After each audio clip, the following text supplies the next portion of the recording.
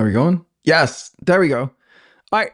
Welcome, my friends, to a live reading of We Can Do This, Overcoming the Political Divide and Creating the World We Want to Live in by yours truly, Calvin Corelli. I'm in the process of recording the audiobook version, and I figured why not do it live and have you join me on that journey. So I got to chapter 2, which is I read Introduction and 2 Movies, 1 Screen yesterday, and then today is chapter 2, My Journey. And I'll read that, and that'll probably be it for today because I got some work to do. I actually have a company to run and shit. But I think this is an important service for me to do for humanity and for the world, is to bring some awareness to those people who are ready to hear it, which is not everybody, but we got to work with what we can, yeah? All right, so here we go. My journey. I'm from Denmark. I moved to the US in 1999 at the age of 25. Even though I'm not from here, I love this country with all of my heart. When I tell my family about my worldview, they ask me, if America is so corrupt, why the hell do you want to live there? I'll tell you why. I love the people. I love the nature. I love the vision, the idea, the Constitution. I love the creativity and the innovation. I even love the messiness of it all. I believe the rot that plagues America is plaguing the rest of the world too. You cannot escape it anywhere. If you want to change things, this is the place to be. This is the battleground. I've been in love with America since I was a kid. My dad taught me programming since I was 5, and I was so passionate about it that I somehow managed to learn English through programming. If, else, while, repeat, until, Boolean, integer, true, false. Those keywords in the Pascal programming language were my gateway drugs. Over. Those keywords in the Pascal programming language were my gateway drugs. All right, I gotta let my dog out.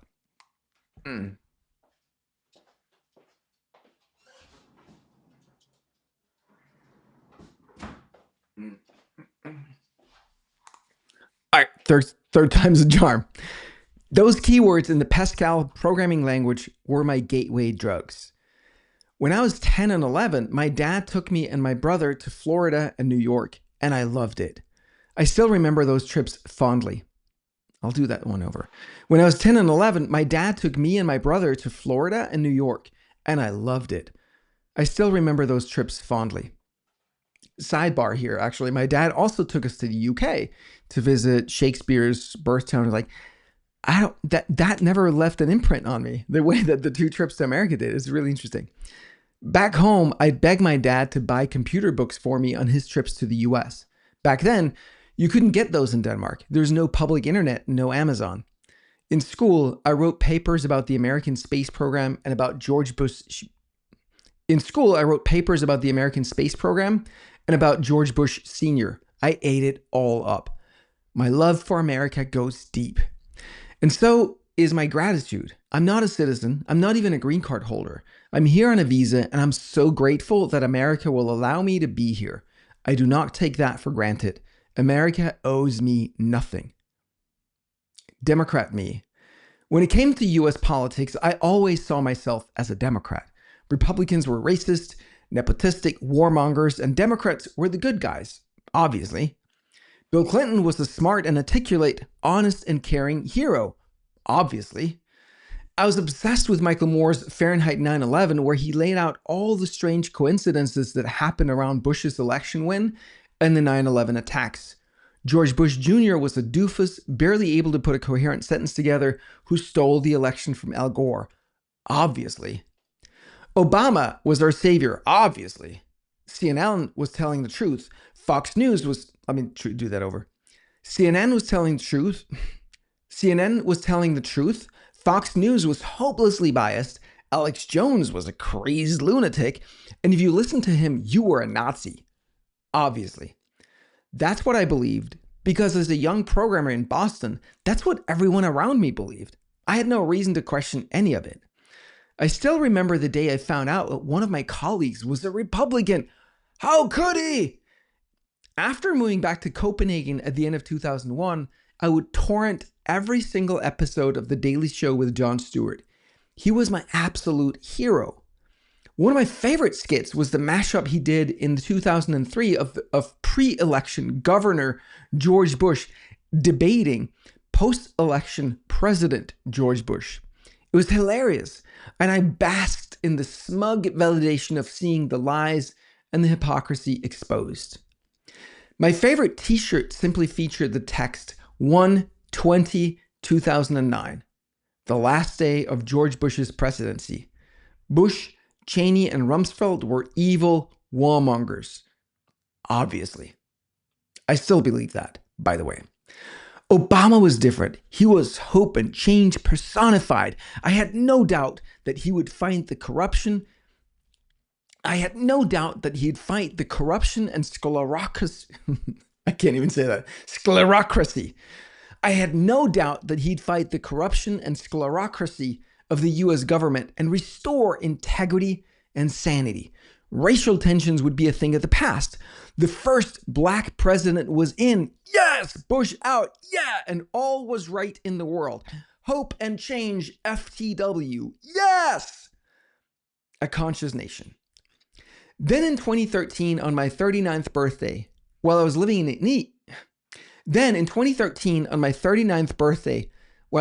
in India, my wife, Naomi, had arranged for us to go on a walk around a local lake while she asked me some deep wonder questions. The only one I remember is this: if you could do anything, what would you do? What happened next shocked me. I listened to myself speak out loud words I'd never heard or thought before, not even remotely, and with zero doubt or hesitation. I want to be a special advisor to the President of the United States on conscious nation building. I was befuddled. Where did this come from? I had no idea, still don't. But I also felt awe, deep awe, like I was in the presence of something otherworldly, something divine. I got very emotional. I had tears in my eyes for the next 20 minutes as the vision landed in me.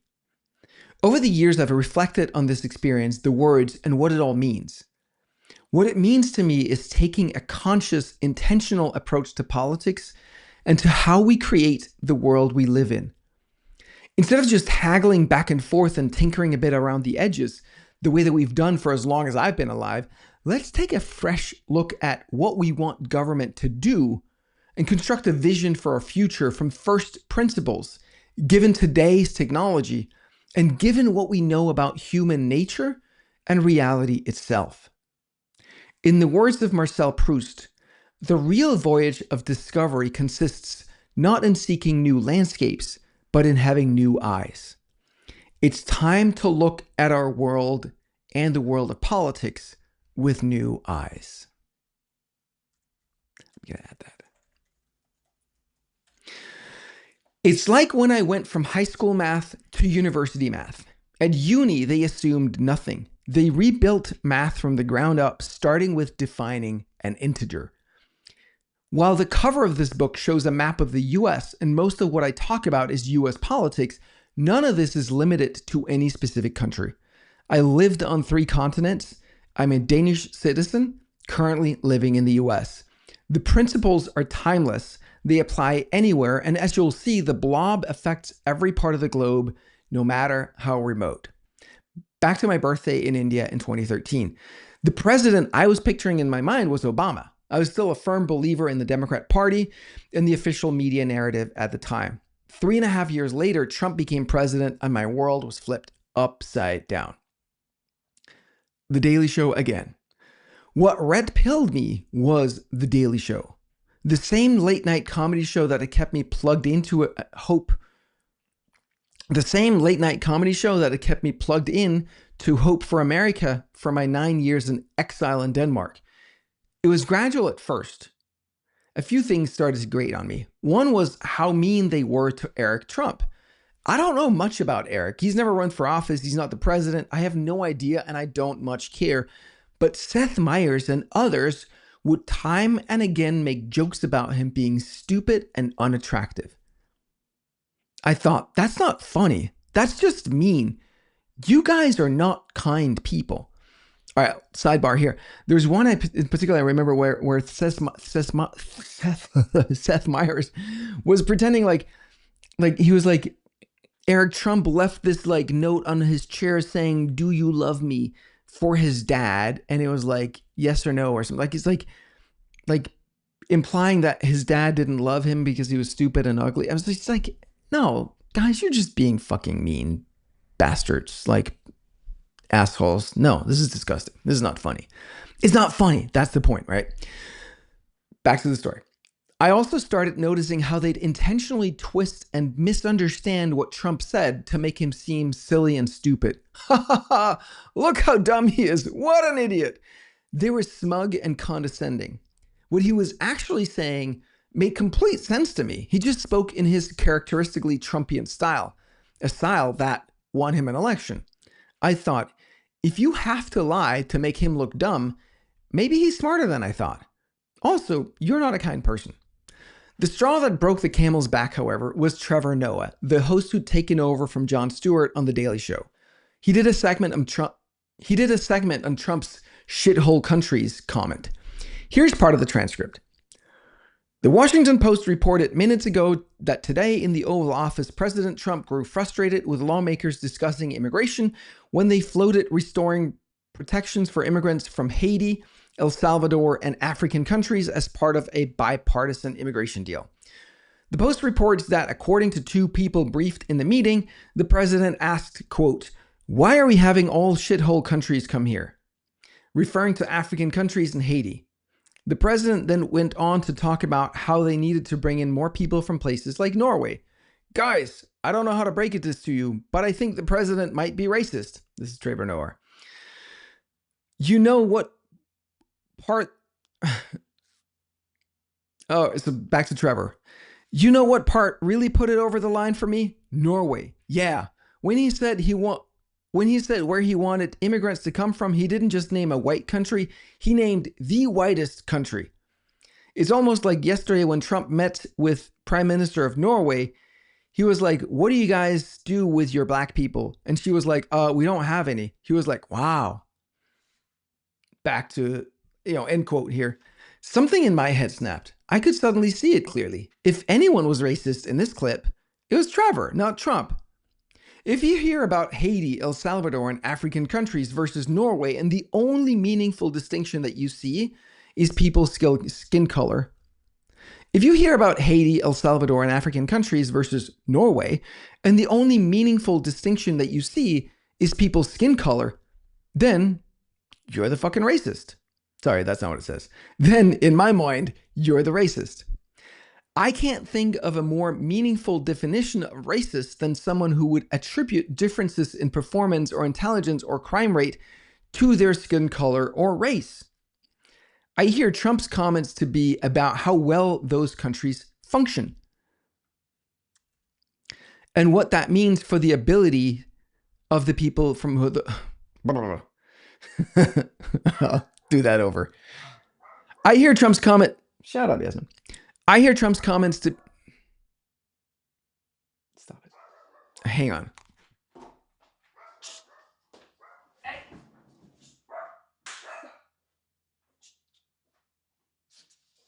Stop. No, you don't do that. Stop.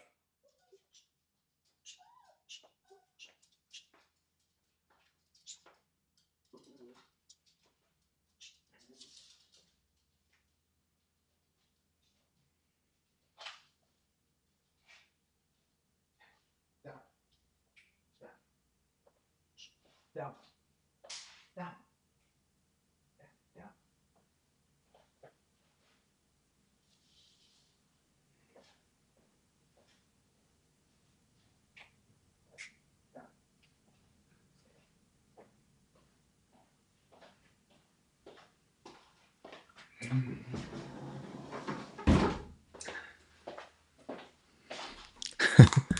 All right, where were we? Thanks for your patience. It's an audiobook recording, so I don't want that. I don't want a barking dog in the background. All right, back to the manuscript. I hear Trump's comments to be about how well those countries function and what that means for the ability of the people from those places to contribute to our culture and economy. Of course, people from well-functioning countries like Norway are going to be, on average, be better Of course, people from well-functioning countries like Norway are going to, on average, be better educated and contribute more to America. It's common sense. Race and skin color has nothing to do with it. And if you think that only societies of primarily white people produce well-educated, productive people, then that sounds pretty darn racist. By Trevor's own admission, Trump mentioned Norway because it was top of mind for him, not because it's the whitest country. The conclusion was obvious to me. The people who accused others of racism, the conclusion was obvious to me. The people who accuse others of racism are themselves the actual racists. Mindfuck. Questioning everything. Once I saw this, I started questioning everything I thought I knew. If I was duped in this area, what else was I missing? I wanted to find out. It reminds me of a time back in 2008 when I was really struggling in life. I recognized that all results come from actions, and actions are the results of my beliefs. Ergo, if I don't have the results I want, it must be that I'm holding beliefs that aren't helpful. So I decided to list out all the beliefs I could spot and question each one. It's a very useful exercise that I recommend. It's a very useful exercise that I recommend everyone go through. At this point in 2017, I decided to summon the courage to listen to The Other Side. With quite some trepidation, I bought a movie by Dinesh D'Souza titled Hillary's America. I also started watching some shows on Fox News. I even watched a bit of Alex Jones. Oh, no. All of this reignited my passion for politics. As a kid, I couldn't help but think about why the laws were the way they were and how they could be made simpler and more elegant. I don't think most 11-year-olds think that way, but this is how my brain happens to be wired. First principles thinking. I can't help it. I've since read well over 100 books. I've watched thousands of hours of congressional hearings, podcasts, documentaries, television shows, and movies. I've read thousands of articles by corporate media and independent journalists. And I've curated a feed of people that seem to get things right more often than not, and who allow me to stay up to date on what is happening in the world. I've also studied health, wealth, relationships, and spirituality, and invested well over $2 million in my own personal and spiritual education. And I've done a fair bit of this old-fashioned thing called thinking. I know, it's gone out of style. I think it's ready for a comeback. That reminds me of this brilliant quote by Thomas Sowell, a Black Stanford professor and author. Read all his stuff. He's incredible. Quote, "The problem isn't that Johnny can't read. The problem isn't even that Johnny can't think. The problem is that Johnny doesn't know what thinking is. He confuses it with feeling." End quote. This is the world we live in, and it's done on purpose. It's time we rediscover thinking. What changed? As I journeyed down the red pill rabbit hole, most of the beliefs I held about policy and how the world really works changed. I went from being for gun control to understanding why many Americans care a lot about their guns. Coming from Denmark, where guns aren't a thing outside of hunting, this always seemed crazy to me. I still don't own a gun, but I totally get it now. I went from thinking the problem was that the rich didn't pay their fair share to seeing what exactly the government does with that money, which made me shriek with horror. I went from seeing welfare programs as helpful and compassionate to recognizing that they always have negative consequences that at least need to be honestly accounted for. I was never for wars, and I still aren't. But I did go from seeing the US and NATO as the good guys to seeing them as the greatest enemy of peace and prosperity in the world. Not the people, but the blob that has taken control of the government like a parasite. What didn't change?